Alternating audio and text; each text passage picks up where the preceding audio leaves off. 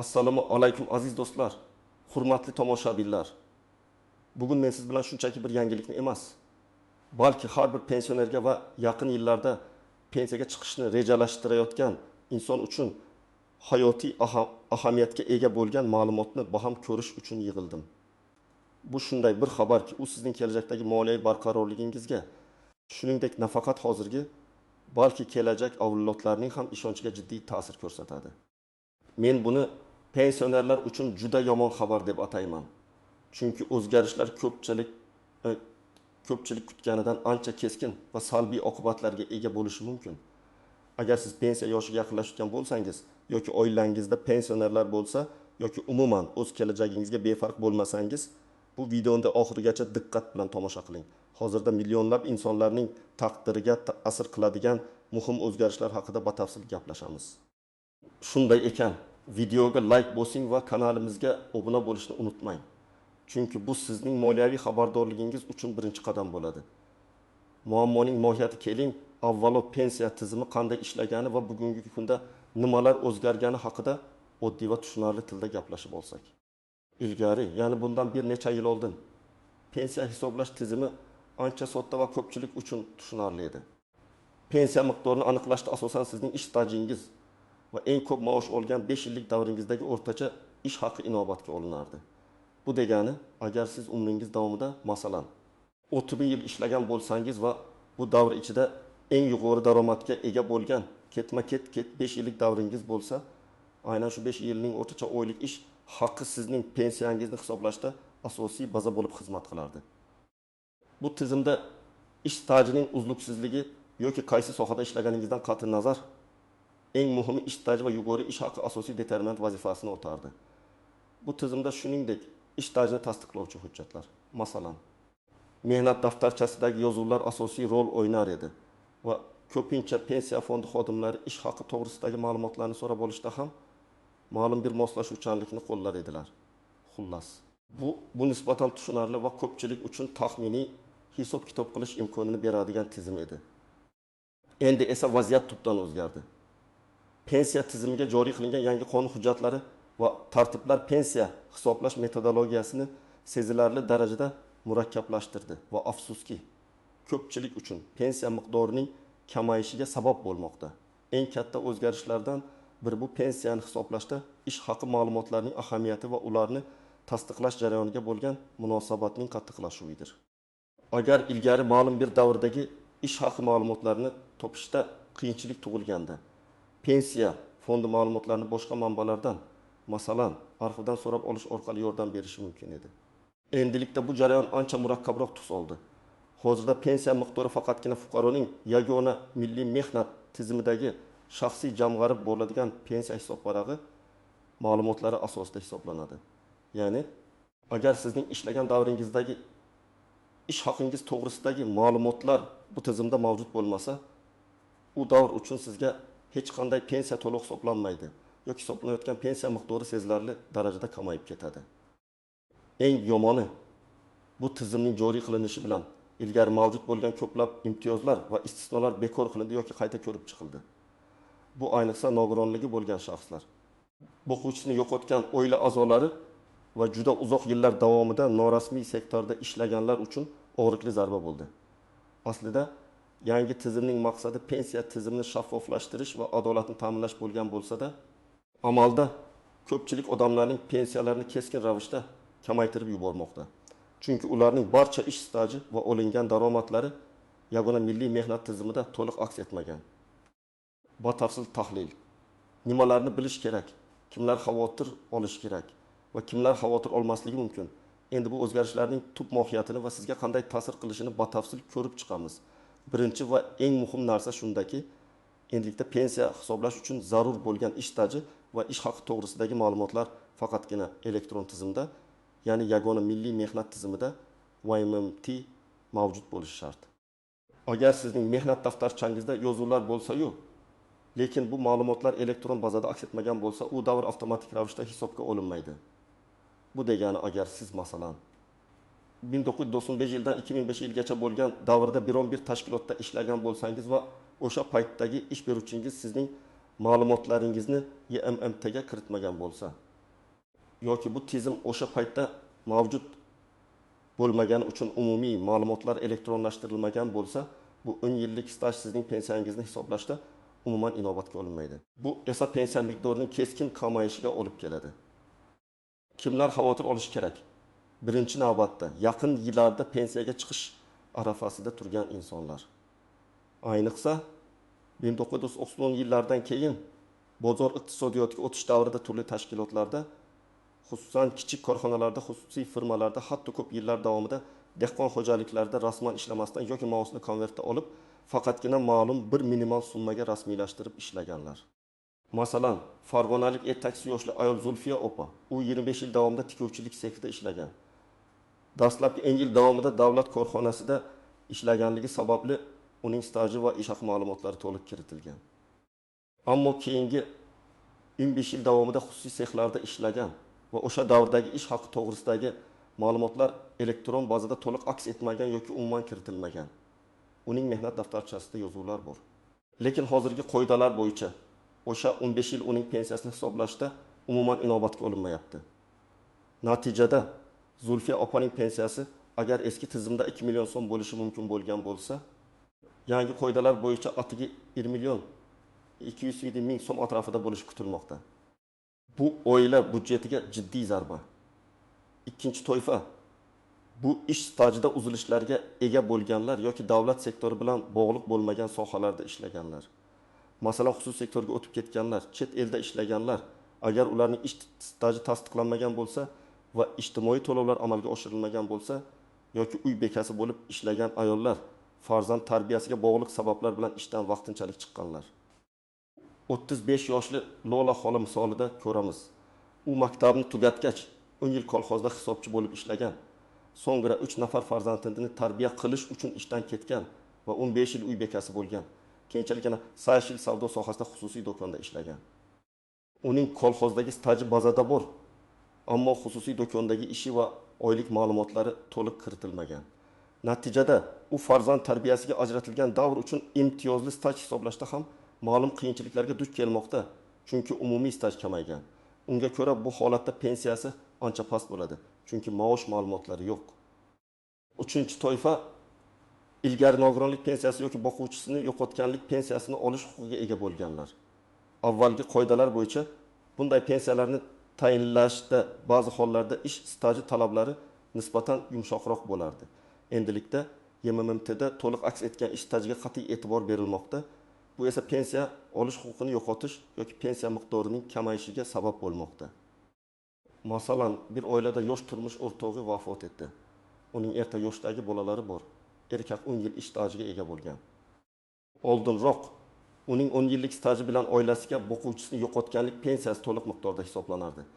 Endi esa agar o'sha 10 yilning faqat 5 yili YMMTda aks etgan bo'lsa, qolgan 5 yil inobatga olinmaydi va pensiya miqdori keskin kamayadi.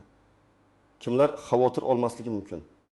Asosan butun umri davomida davlat tashkilotlarida, budjet tashkilotlarida ishlagan, barcha ish staji va ish haqi to'g'risidagi ma'lumotlari rasmiy ravishda kiritilib, har doim o'z vaqtida ijtimoiy ajratmalar to'langan insonlar. Ularning ma'lumotlari YMMTda to'liq aks etganligi sababli pensiya hisoblashda kamchiliklar yuzaga kelmasligi kerak.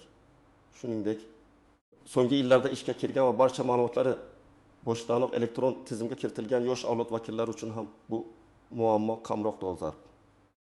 Ammo shuni ham esdan chiqarmaslik kerakki, hozirda pensiya olayotgan insonlarning pensiya miqdorlari yangi qoidalar bo'yicha qayta hisoblanmaydi. Ammo keyingi indeksatsiyalar va qayta hisob kitoblar kelajakda ular uchun ham kutilmagan vaziyatlarni keltirib chiqarishi mumkin. Istisnolar, tuzoqlar va noaniq nuanslar har qanday qonunda bo'lgani kabi pensiya qonunchiligida ham istisnolar, e'tibor berish lozim bo'lgan tuzoqlar va ko'pchilik bilmaydigan noaniq nuanslar mavjud. Avvalo, istisnolarga to'xtaladigan bo'lsak, ba'zi toifadagi fuqarolar uchun eski pensiya hisoblash tartiblari saqlanib qolishi mumkin yoki ularga nisbatan maxsus imtiyozlar qo'llanilishi mumkin. Bularga masalan harbiy xizmatchilar, huquqni muhofaza qilish organlari xodimlari ba'zi bir maxsus sohalarda, masalan konchilik, radioaktiv materiallar bilan ishlash va hokazo uzoq muddat ishlagan shaxslar kirishi mumkin. Biroq bu imtiyozlar ham so'nggi yillarda qisman qayta ko'rib chiqilgan va avvalgidek keng ko'lamli emas. Shuning uchun agar siz shunday to'yfaga kiruvchi fuqaro bo'lsangiz, o'z sohangizdagi pensiya ta'minoti bo'yicha amaldagi qonun hujjatlarini juda sinchkovlik bilan o'rganishingiz shart. Har bir soha uchun alohida normativ huquqiy hujjatlar mavjud bo'lib, ularni topish va tushunish ko'pincha murakkablik tug'diradi. Tuzoqlar haqida gapiradigan bo'lsak, eng katta tuzoqlardan biri bu O'zbekiston Respublikasi Vazirlar Mahkamasining 2005 yil 8 sentabrdagi 1/8 sonli qarori va unga kiritilgan o'zgarishlardir. Aynan shu qarorga asosan 2005 yildan keyingi davr uchun pensiya hisoblashda ish haqi faqatgina yagona milliy mehnat tizimidagi ma'lumotlar asosida qabul qilinishi belgilandi. Agar siz 2005 yildan keyin xususiy korxonada ishlagan bo'lsangiz va ish beruvchingiz sizning ish haqingiz to'g'risidagi ma'lumotlarni elektron tizimga to'g'ri kiritmagan bo'lsa, sizning o'sha davrdagi ishingiz avtomatik ravishda nol ish haqi bilan hisoblanadi. Bu degani, siz o'sha yillar davomida olgan yuqori maoshingizga qaramasdan pensiya hisoblashda bu maosh hisobga olinmaydi. Buxorolik Ahmad aka 2008 yildan 2008 yilgacha xususiy fermer xo'jaligida bosh hisobchi bo'lib ishlagan. Uning oylik maoshi rasman ko'rsatilganidan ancha yuqori bo'lgan, ammo rasmiy bazaga minimal ish haqi kiritilgan. Natijada u pensiyaga chiqqanida uning 10 yillik staji hisobga olingan bo'lsa-da, pensiya miqdori kutilganidan 3 barobar kam chiqdi. Chunki o'sha davrdagi rasmiy ish haqi juda past edi. Bu esa ko'plab insonlar uchun kutilmagan va jiddiy moliyaviy muammo yaratmoqda. Yana bir noaniq nuansa bu mehnat daftarchasidagi yozuvlar va elektron bazadagi ma'lumotlarning nomuvofiqligi. Ko'pincha fuqarolarning mehnat daftarchalarida to'liq va aniq yozuvlar mavjud bo'lsa-da, elektron bazada bu ma'lumotlar yo'q yoki noto'g'ri kiritilgan bo'ladi. Bu holatda amaldagi qonunchilikka ko'ra elektron bazadagi ma'lumotlar ustuvor hisoblanadi. Sizning mehnat daftarchangizdagi yozuvlarning ma'lumotlari elektron tizimga kiritilmagan bo'lsa, bu yozuvlar amalda pensiya hisoblashda inobatga olinmaydi. Bu esa yillar davomida o'z mehnat daftarchasini ehtiyot qilib kelgan va uning to'g'riligiga ishongan insonlar uchun jiddiy zarba. Xususan, eski davrlardagi, masalan, Sovet ittifoqi davridagi stajni tasdiqlashda qiyinchiliklar tug'ilishi mumkin. O'sha davrdagi arxivlarda hujjatlar topilmasa yoki tashkilotlar tugatilgan bo'lsa, sizning stajingiz tasdiqlanmasdan qoladi. Shuningdek, farzand parvarishlash ta'tilida bo'lgan ayollar uchun staj hisoblashda ham maxsus nuanslar mavjud. Ilgari 3 yoshgacha bo'lgan har bir farzand uchun ma'lum bir muddat ish stajiga qo'shilar edi. Hozirda esa bu tartib ham ma'lum o'zgarishlarga uchragan umumiy ish stajini minimal talablarga ta'sir qilmoqda. Pensiya miqdorini hisoblashda inflyatsiya va sotib olish qobiliyatining ta'siri ham noaniq masala. Pensiya miqdori oshirilsa-da, valyuta kurslarining o'zgarishi va narx-navoning ko'tarilishi tufayli uning xarid qobiliyati pasayishi mumkin. Amaliy maslahatlar: nima qilish kerak? Yuqoridagi ma'lumotlar sizni biroz xavotirga solgan bo'lishi mumkin. Ammo va'ma qilishga shoshilmang. Hali vaziyatni o'nglash uchun imkoniyatlar bor. Eng muhimi darhol harakat qilish. Quyida siz uchun batafsil amaliy qo'llanma beraman. 1. Ish stajingizni va ish haqingiz to'g'risidagi ma'lumotlarni tekshiring. Birinchi navbatda o'zingizning mehnat daftarchangizni qo'lingizga oling va uni sinchkovlik bilan ko'rib chiqing. Undagi har bir yozuvni, ishga kirgan va ishdan bo'shagan sanalarni, lavozimlarni diqqat bilan tekshiring. Keyin davlat xizmatlari portaliga my.gov.uz kiring va o'z shaxsiy kabinetingiz orqali yagona milliy mehnat tizimidagi IMMT ma'lumotlaringizni yuklab oling. Bu yerda sizning elektron mehnat daftarchangiz, ish stajingiz va ish haqingiz to'g'risidagi barcha ma'lumotlar mavjud bo'lishi kerak. Bu ma'lumotlarni qog'ozdagi mehnat daftarchangiz bilan solishtiring. Agar qandaydir nomuvofiqlik, ma'lumotlarning yo'qligi yoki xatoliklar topilsa, bu juda muhim signaldir. Ayniqsa 2005 yildan keyingi davr uchun ish haqi ma'lumotlari elektron bazada to'g'ri aks etganligiga alohida e'tibor bering. Agar my.gov.uz orqali ma'lumotlarni olishda qiyinchiliklarga duch kelsangiz, yashash joyingizdagi pensiya jamg'armasi bo'limiga murojaat qiling. U yerda sizga ma'lumotlarni taqdim etishlari shart. Yo'qolgan yoki noto'g'ri ma'lumotlarni tiklash uchun harakat qiling. Agar sizning elektron bazangizda qandaydir ma'lumotlar yetishmayotgan bo'lsa, ularni tiklash uchun darhol choralar ko'ring. Agar ma'lumotlar eski davrlarga, masalan, 2005 yilgacha oid bo'lsa, siz o'sha davrda ishlagan tashkilotning kadrlar bo'limiga Agar u hali mavjud bo'lsa, murojaat qiling va stajingiz hamda ish haqingiz to'g'risida arxiv ma'lumotnomalarini oling. Agar tashkilot tugatilgan bo'lsa, uning arxivini topishga harakat qiling. Ko'pincha bu hujjatlar mahalliy davlat arxivlarida saqlanadi. Agar bu ham ilojsiz bo'lsa, sudga murojaat qilib, ish stajini tasdiqlashingiz mumkin. Bu jarayon ancha vaqt talab qiladi. Shuning uchun kechiktirmaslik kerak. Agar ma'lumotlar 2005 yildan keyingi davrlarga oid bo'lsa va elektron bazada aks etmagan bo'lsa, avvalo o'sha ish beruvchining buxgalteriya bo'limi yoki kadrlar bo'limiga murojaat qiling. Ulardan sizning ish haqingiz to'g'risidagi ma'lumotlarni YKMMTga kiritishni talab qiling. Aks holda bu ish beruvchiga nisbatan qonuniy choralar ko'rilishi mumkin. Agarda ish beruvchi sizga yordam bermasa, tuman shahar mehnat inspeksiyasiga yoki prokuraturaga shikoyat bilan murojaat qilishingiz mumkin. 3. Pensiyaga chiqish uchun zarur hujjatlarni tayyorlang. Siz pensiyaga chiqish arafasida bo'lsangiz, quyidagi hujjatlarni to'plab qo'ying. Pasport nusxasi, mehnat daftarchasi asl nusxasi va nusxasi. Agar mehnat daftarchasiga yozuvlar kiritilmagan bo'lsa, ish stajini tasdiqlovchi arxiv ma'lumotnomalari yoki sud qarori, ish haqi to'g'risidagi ma'lumotnomalar, agar elektron bazada yo'q bo'lsa va arxivdan topilgan bo'lsa, nikoh guvohnomasi agar familiyangiz o'zgargan bo'lsa, farzandlaringizning tug'ilganlik guvohnomalari agar farzand parvarishlash ta'tilida bo'lgan bo'lsangiz, harbiy bilet agar harbiy xizmatni o'tagan bo'lsangiz, nogironlik guvohnomasi agar mavjud bo'lsa, boshqa qo'shimcha imtiyozlarga ega bo'lish huquqini beruvchi hujjatlar. Barcha hujjatlarning asl nusxasi va notarial tasdiqlangan nusxalarini tayyorlash tavsiya etiladi. 4. Pensiya fondiga yoki davlat xizmatlari markazlariga murojaat qiling. Barcha hujjatlar tayyor bo'lgach, yashash joyingizdagi pensiya jamg'armasi bo'limiga yoki davlat xizmatlari markaziga shaxsan murojaat qiling. Murojaat qilayotganda o'z holatingizni to'liq tushuntiring. Barcha mavjud hujjatlaringizni taqdim eting. Pensiya jamg'armasi xodimlaridan sizning pensiyangizni amaldagi qoidalar bo'yicha qanday hisoblashlari mumkinligini so'rang va hisob-kitob asoslarini tushuntirishlarini talab qiling. Agar ular sizga tushunarsiz javob bersa, tushuntirish talab qiling yoki yozma ravishda savol bering. Sizga har qanday ma'lumotni berishdan bosh tortishga haqlari yo'q. 5. Agar natijadan norozi bo'lsangiz, shikoyat qiling. Agar sizning pensiya miqdori siz kutganingizdan ancha kam chiqsa yoki sizning barcha ish stajingiz to'liq hisobga olinmagan deb hisoblasangiz, yuqori turuvchi organlarga shikoyat bilan murojaat qilish huquqingiz bor. Siz O'zbekiston Respublikasi Moliya vazirligi huzuridagi pensiya jamg'armasiga, O'zbekiston Respublikasi Bosh prokuraturasiga, shuningdek sudga murojaat qilishingiz mumkin. Shikoyatni yozma ravishda barcha dalillar, hujjatlar nusxalari va sizga nisbatan adolatsizlik deb hisoblagan holatlarni batafsil bayon qilgan holda yuboring. Adolat topish uchun qat'iyatli bo'lishingiz muhim. Agar kerak bo'lsa, huquqshunos maslahati oling. Xulosa va yakuniy chorlov. Aziz do'stlar, bugungi videoda men sizga pensionerlar uchun juda muhim va afsuski, ko'pchilik uchun yomon xabarlar haqida batafsil ma'lumot berishga harakat qildim.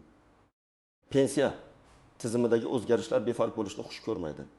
Sizning kelajakdagi moliyaviy barqarorligingiz, turmush darajangiz to'g'ridan-to'g'ri bu masalaga bo'lgan munosabatingizga bog'liq. O'z ish stajingizni tekshirish, yetishmayotgan ma'lumotlarni tiklash, barcha hujjatlarni tayyorlash va huquqlaringizni himoya qilish uchun faol harakat qilish juda muhim. Kechiktirish eng yomon dushman. Sizning fikringiz biz uchun juda muhim. Shuning uchun iltimos, ushbu video ostidagi izohlarda o'z tajribangizni, savollaringizni yoki vaziyatga oid mulohazalaringizni yozib qoldiring. Bu boshqa tomoshabinlar uchun ham foydali bo'lishi mumkin. Videoga like bosing va kanalimizga obuna bo'lishni unutmang. Chunki biz sizga doimiy ravishda dolzarb va hayotiy ahamiyatga molik ma'lumotlarni taqdim etishda davom etamiz. O'zingiz va yaqinlaringizning kelajagi uchun g'amxo'rlik qiling. E'tiboringiz uchun rahmat.